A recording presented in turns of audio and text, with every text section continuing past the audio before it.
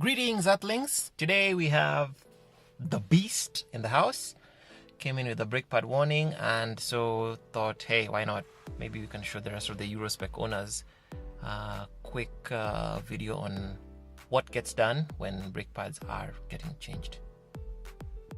Okay, so wheel assembly is off already. We've inspected the brake rotor, still within spec. We have pushed back the pistons. We've inspected the ABS sensor and the brake line itself. All good, all good. Just a little concern we had with the ride height sensor harness. We might need to protect that and tuck that in a little bit just to make sure it doesn't get injured. So all good here. Maybe just a few missing pop locks, but nothing of major concern. The grocery bags here are looking okay, though I would wish to get that cleaned just to make sure that they don't develop any punctures. So yeah, let's put it all together, see what's up. So just a quick lesson here in how the warning works on the dashboard. We have a pad wear warning sensor that sits right on the brake pad. This goes into this slot here, that way. And what happens is, this is the new one, so I want you to take a look at it. It has that little bump on it.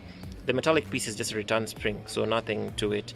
But the little bump has a wire in there that makes contact with the brake pad when it is worn.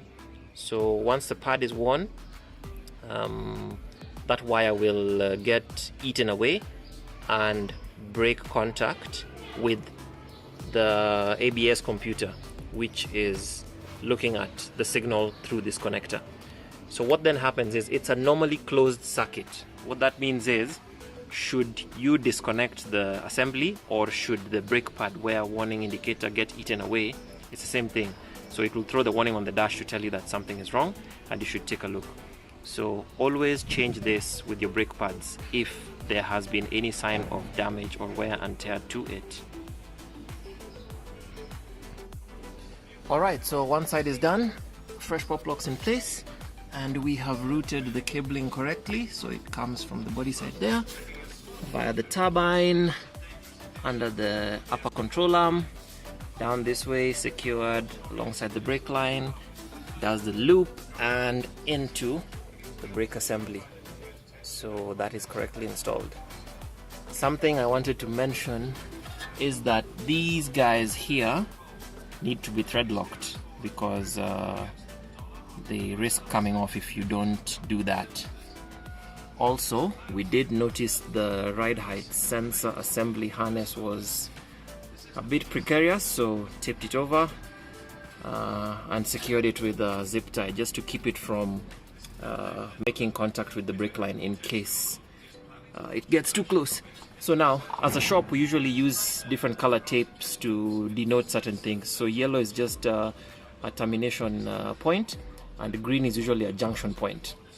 So that also helps in the future. When we come in there, we'll know what to look for should we need to repair that harness. Alright, so fresh pads in. Let's finish the other side and call it a day. Alright, so we are on the right side of the axle now, and I just wanted to bring something to your attention. The pads are pretty well marked, so this shows you it's the right hand inboard, meaning it'll sit like this on the assembly. And you'll also notice that the pad retainers or the pad springs, one seems to have some sort of black coating on it. Now this is just to keep down brake noise and prevents the spring from vibrating at a certain frequency, which then sounds like a shrill, high-pitched noise. And for that reason, you put it on the top side of the pad, because that's where the pressure will be applied as the pad is clamping down on the rotor. So yeah, that's pretty neat. I like this kit because they provide you with everything. Replacement pads, the retainers, and even the bolts. And like I said earlier, these have some sort of thread lock because it's important for them to not come apart. So comparing to the removed bolts, if you don't have these replacements, you could just clean this up and reuse them, but you have to make sure you apply thread lock. So on the axle side, you'll also notice we don't have any pad wear sensor. And why, you might ask?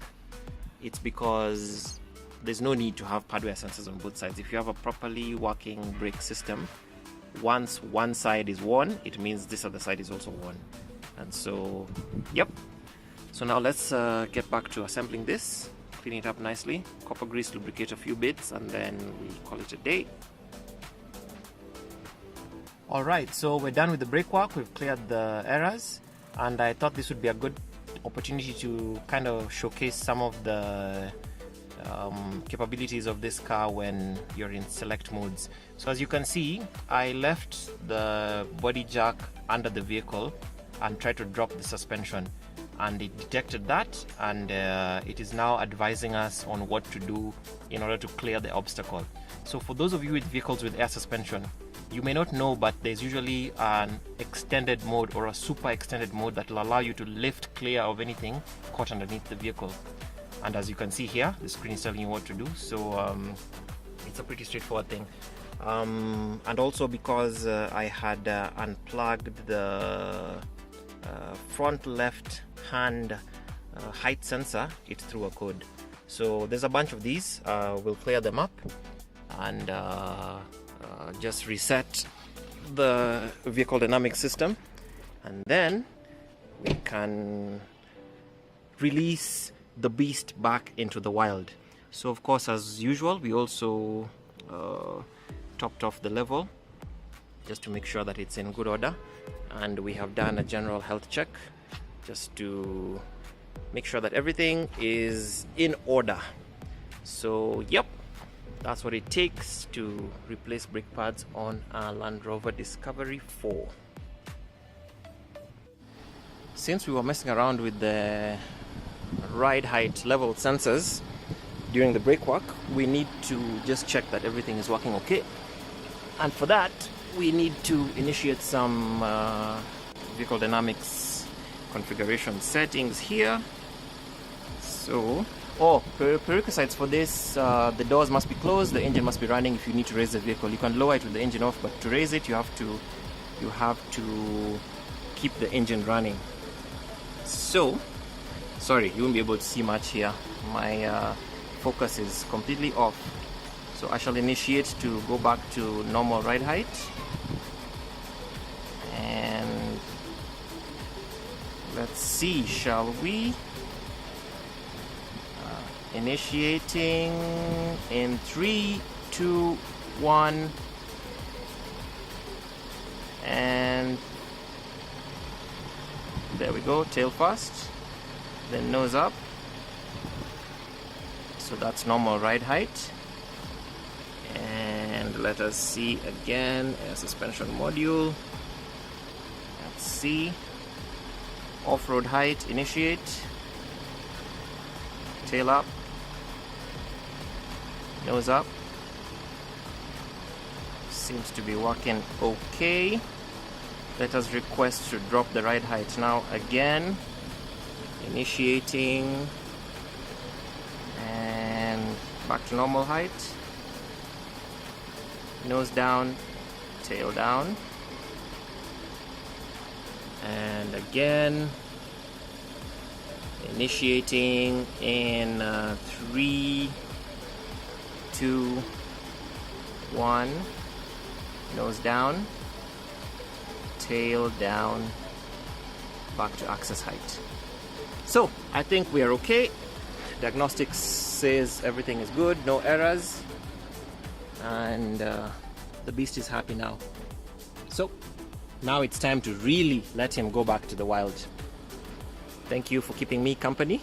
Until the next. Peace.